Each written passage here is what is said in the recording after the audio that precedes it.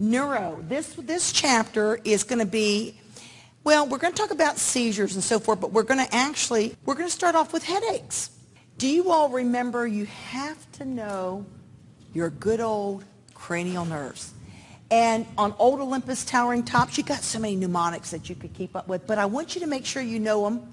Not only what do they innervate, but also what do you think about? Is it a sensory? Is it motor? Is it both? So you want to think about both of those. You want to think about, you know, in your partnership with your study buddy, you want to do things like you can either look at a picture. Oh, I love Cranial, man. Doesn't he look like a balloon? Isn't he cute? But, you know, some people, you know, are visual learners, so it depends upon how you like to study. But just run a few things like through your mind, like eye movement, 2, 3, 4, and 6 innervate the eyes. Facial, Bell's palsy. The main nerve there is 7. And for instance, your tongue, which is your hypoglossal, is number 12. So just kind of make sure you know the different ones. And we know that, you know, there's different mnemonics. I'll leave it up to you to choose which one you like to use. So we're going to do headache. Now, headaches are really considered a symptom. And as we go through history is very important to helping you make a diagnosis. We know there's 4 different mechanisms. Guess what, folks? The only headache that we don't claim in pediatrics, does anybody know? Any UF&P folks? They've seen it with middle-aged men? Cluster. We don't claim cluster headaches in pediatrics. So we do have headaches such as vascular, which is going to be what? Your migraines. We've got muscular, which is like your tension headaches. We've got traction, which could be from either a brain tumor or something filling up the space, fluid hemorrhage. And we got inflammation from like maybe a sinusitis or something. But let's go through them and think about this. Y'all know about OCART? Please tell me you know that's a way that you can measure a symptom. That's very easy. Onset, location, duration, characteristics, aggravating, remediating, alleviating factors. Sometimes patients just need to know that what they're doing is good, and they validate it with you, you know. Headache considerations. Okay, let me just set the stage for you here. You know, as an adult, if you had a middle-aged woman come into your practice, if you're an F&P, and she says, you know, I'm not a headache person, but boy, I am having the worst headache I've ever had in my life. You are going to be jumping through trying to figure out what's going on because you're worried about an aneurysm. Actually, one of my nurses, that happened to her. She ended up having 2 aneurysms, one that could be coiled and one that could not. So you know that's serious. But what about kids? Kids cannot tell you when they're having headaches, especially very young children. They may say their mouth hurts, but it's their head that hurts. You know, they're not very specific. And if you complicate it with a fever. So let's look at the kid that has a fever that's febrile. And what you would consider is it meningitis, brain abscess, encephalitis, sinusitis, or some other infection?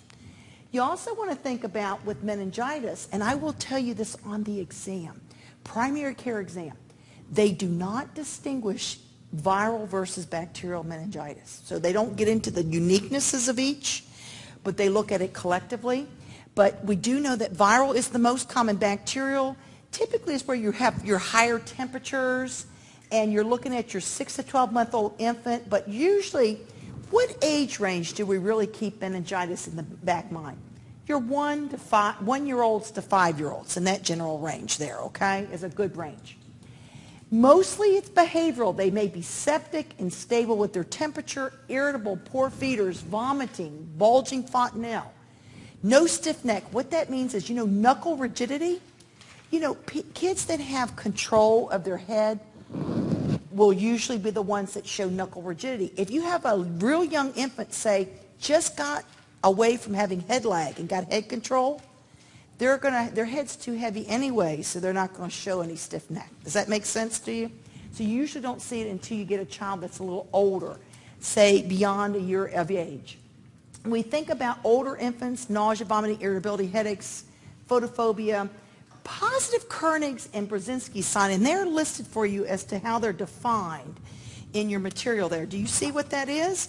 It says that basically your kids that have positive Kernig's, flex them at the hip at 90 degrees, pain on extending it. And positive Brzezinski is when you actually flex the neck, they're going to shoot out their legs. So in other words, because their legs were out, they're going to draw them up. They're going to flex them. It hurts. It irritates the meninges. Does that make sense to you? We also know that if you diagnostically had to look at the cerebrospinal fluid, and we know we would not do an LP on any child that shows what? Signs of increased intracranial pressure, because you're worried about what? Causing herniation of the brain stem. And so therefore, but if there was an opportunity to appropriately have had an LP done where they got cerebrospinal fluid, cloudiness, increased cell count, increased protein, and a decreased glucose status. Let's change gears for a minute. Let's think about the afebrile patient. Okay, this could be a hemorrhage, seizure, headache, hypertension, space-occupying condition like a tumor, dental disease, glaucoma. And this is going to give me an opportunity just to mention something about brain tumors. We are not going to manage kids with brain tumors, but did you all realize that brain tumors in children, 95% of them originate in the brain, whereas with adults, most of them migrate from another source to the brain. So the reason I bring that up to you is we don't really know what causes brain tumors, but they're usually very deep-seated. Infratentorial. What's the tentorium? That's that midline of the cranium where the choroid plexus is. That's where the cerebrospinal fluid's developed. Infra, below it. So remember I told you it takes up to 6 years for kids to get the size of the cranium like an adult? 80% by 2 years, but by 6 years it's full. They've got a lot of space to hide a brain tumor. And if they're very deep-seated, you're not going to know it. So that's why kids who have brain tumors usually have very large brain tumors, because they've had an opportunity and space to grow. So I wanted to tell you that's where the most common time frame is. Infants that have something that fills the space, increased head circumference, irritability, their head is very heavy. They tilt. They will lose maybe developmental milestones. You're watching for those, aren't you? You're watching very keenly for those. Older kids, headache, abnormal neurological ocular findings. Certainly the test that would be important here would be probably a CT scan. Often an MRI will be done with a what? MRA to get the angiography. Remember doing those two together sometimes? And a lumbar puncture, again, we talked about approaching that with caution.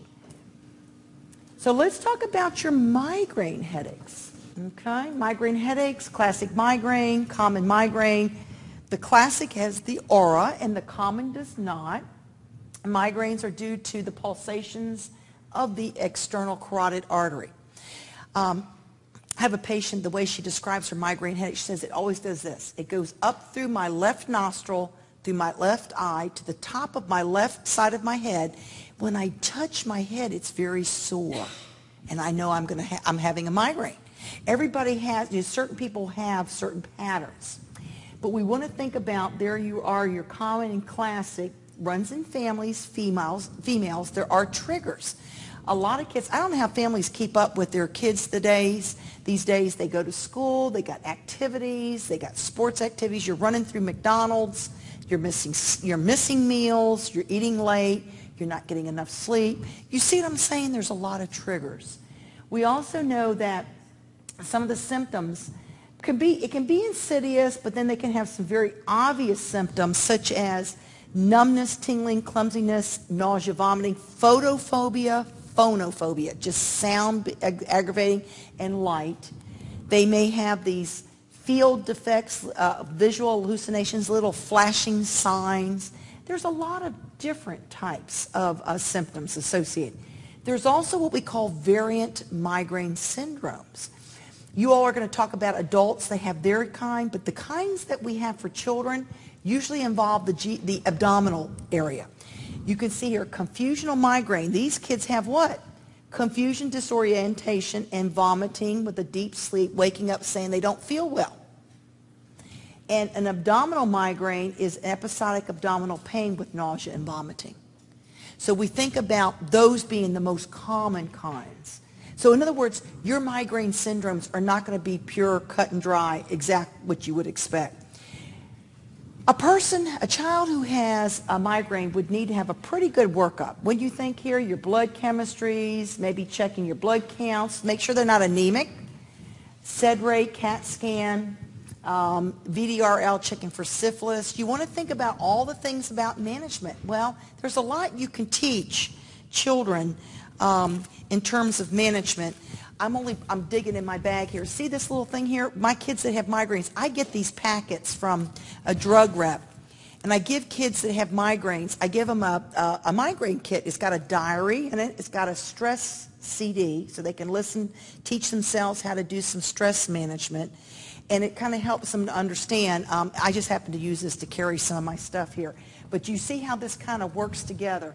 We also think about trying to eliminate things in their food like nitrates, MSG, wean from the caffeine. Think about what you're going to do in terms of if it's a child that has attacks more than 3 to 4 times a month or daily function interference. NSAIDs are really going to be helpful. Chronic low dose, and there's other agents. Look at the agents that are listed in your manual. Do you see the agents there? You can see there's quite a few that you can select from. Agents such as, Inderal, Elavil, Topamax, good old Verapamil, Kalen has been used very appropriately. Now, if you have a child that has an acute attack, typically we tell them to get into a dark, quiet room, get calm, lie down, be calm. Maybe they get nauseous, so they may need an antiemetic. Sometimes taking a very simple analgesic like Tylenol or ibuprofen may be just the magic trick to get it offset. But you want to make sure that they know how to approach this. Now, as it says in your material, if OTC analgesics are not helping, you might want to consider a triptan. And they're listed for you here. There's a nice little section, 7D, which goes through the different ones that are used. And you can see their Axert is used mainly for kids older than 12 years. There's some limitations.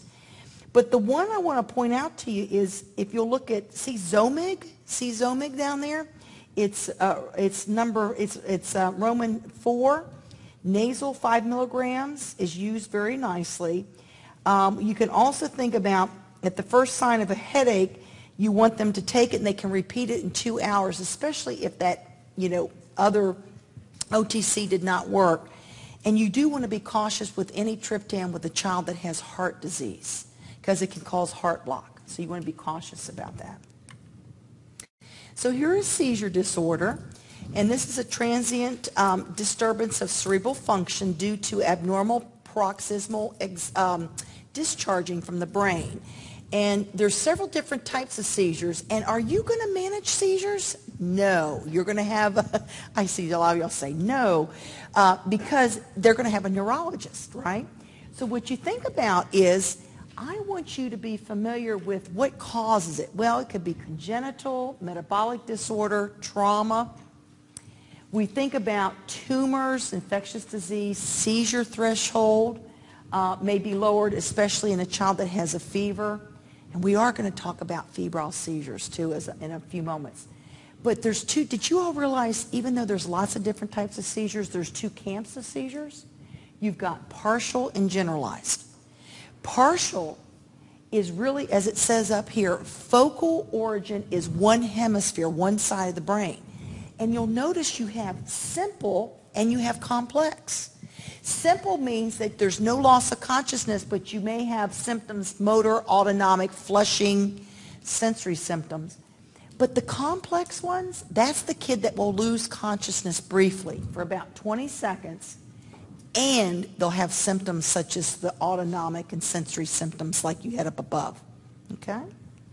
What about generalized seizures? Generalized seizures are several. Absence, petit mal, tonic-clonic, atonic. Let's think about these. Whoops, let me go back. Let's think about these. What is absence? Absence, petit mal. What do you think about that? What is that? As it says here, brief staring episode. Onset almost always begins in childhood and is very, very brief. What is a tonic seizure? That's the kid that does what? Postures, right? They have increased tone. Doesn't that make sense? Tonic-clonic is the one that is the full-blown tone, jerking. As it says here, it's the consciousness is lost. They may have urinary and fecal incontinence, and post-ictal state, they wake up feeling what? Kind of in a deep sleep, and they have like a headache and so forth. Now, what about atonic? Atonic is the child that has what? Without tone. So what do? They drop. A drop seizure, right? Isn't that a good way to think about it? A drop seizure. Well, you know what's always helpful? There's going to be needing a big workup for these kids. So you can initiate things like getting their blood counts, but when they're sent over, CT scan and LPs and EEGs are all going to be done by your neurologist. And we're not going to have to do what? We are not going to manage their anticonvulsants because they're going to have, we're going to have that as a consideration for all their other medications. But you want to think about teaching them how to handle an acute attack, reinforcing it. You want to make sure that their parents are very aware of, what do we usually use for an acute attack? Ativan or Valium, right? Those could be on board. Referrals, really with kids that have seizure disorders, regression is very common.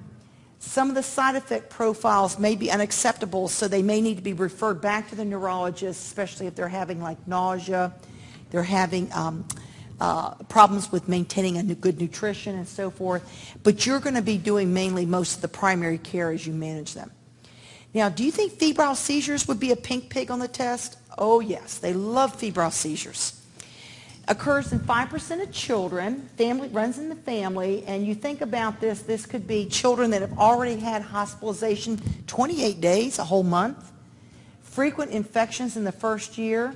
Seizure occurs more than 24 hours after the fever onset is probably likely due to an infection. Majority of them are pretty scary, lasting more than 5 minutes, tonic-clonic. You want to make sure you rule out the infectious considerations, rule out meningitis. Meningitis is suspected. EEGs are usually not indicated for those that are related to this. Now, I will tell you, what is it that with febrile seizures? Is it how high the temperature gets, or is it while it's rising? While it's rising. So what are you thinking about doing? Your management would be what? Teaching the parent how to manage a febrile seizure. And so you want to think about having them know to cool them down. Now, you don't want them to get into an ice bath, but a tepid bath. Trying to do measures to get them cooled down, make sure that they protect the airway. Acetaminophen is one of the best antipyretics because it's got what? A very good CNS profile. It's very safe if used appropriately. And you want to think about having this child have phenobarb or valproic acid prophylaxis on board, especially if there's already a family history or they've had previous seizures, more than one seizure in 24 hours. Can I tell you what the recurrence rate is? It's pretty high. If they've had one seizure, it's likely that a second seizure will be 30%, and the second seizure after that first repeat is about 50%. So it's a pretty high recurrence rate. Now, neurofibromatosis, which is another name for von Recklinghausen disease, we're not going to manage them, but let's talk about a little bit about this condition. It's a progressive disorder, severity highly variable.